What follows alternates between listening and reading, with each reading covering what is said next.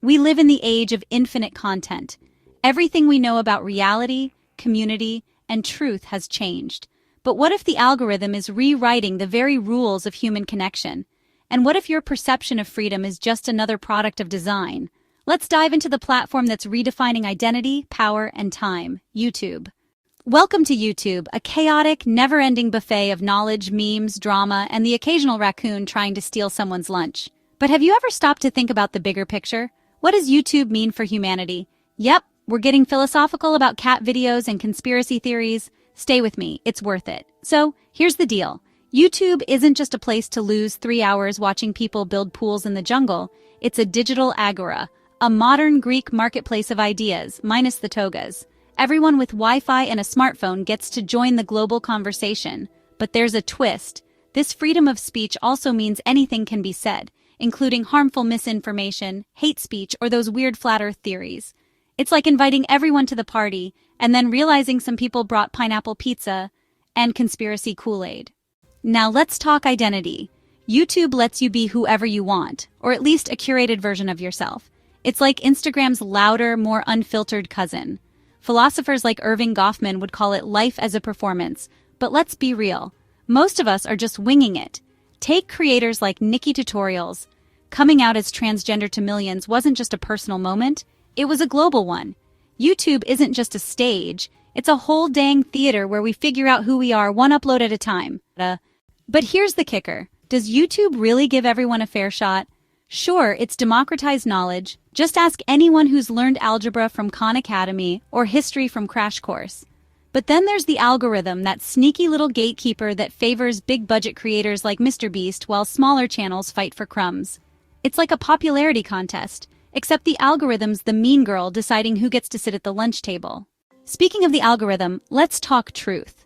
YouTube is an epistemological playground, fancy word alert, where you can find perspectives on everything from astrophysics to ASMR. But it's also a breeding ground for misinformation. Why? Because lies are clickbait gold. Just look at the flat earth crowd.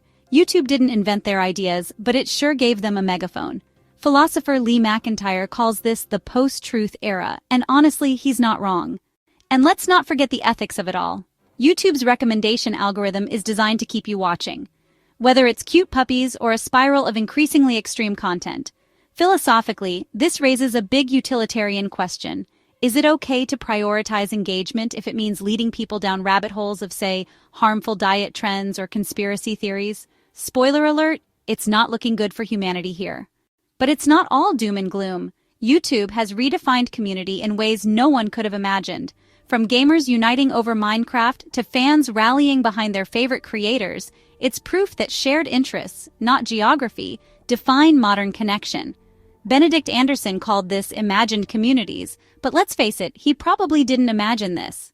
And yes, YouTube is even dabbling in art. Walter Benjamin, who loved dissecting the relationship between art and mass media, would have had a field day with creators like Casey Neistat, who turned vlogging into cinematic storytelling.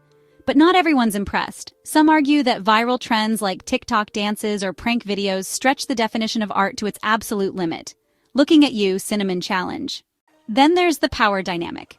YouTube lets anyone claim expertise, which is great until, well, anyone claims expertise. Michel Foucault, who loved ranting about knowledge and power, would see YouTube as the ultimate decentralization of authority. But let's be honest, sometimes we're trusting science advice from people who think vaccines have microchips. Finally, let's talk about time. YouTube is basically a black hole for your attention. Autoplay and endless recommendations encourage binge watching, which philosopher Byung-Chul Han might call hyperattention. Translation? Our brains are overstimulated, fragmented, and can barely focus on anything for more than a few seconds. Case in point, you probably started this video on philosophy and are now watching a squirrel water skiing. You're welcome. So, is YouTube helping humanity thrive? Aristotle would say it depends. On one hand, it's a goldmine of creativity, education, and connection. On the other, it's also a source of distraction, comparison, and mental health struggles. Channels like Dr. K's Healthy Gamer GG show how YouTube can promote well-being. But let's face it, most of us are here because the algorithm dragged us into a 2 a.m. rabbit hole. YouTube is like humanity in digital form, messy, brilliant, infuriating, and kind of amazing. It's changing how we think, connect, and even live. raising questions about truth, freedom, and whether binge-watching 5 hours of Minecraft speedruns counts as a productive day. I'll leave you to discuss in the comments about YouTube's philosophical significance. Don't forget to subscribe if you haven't already. Take care of yourselves, take care of your loved ones, and I'll catch you soon in another video.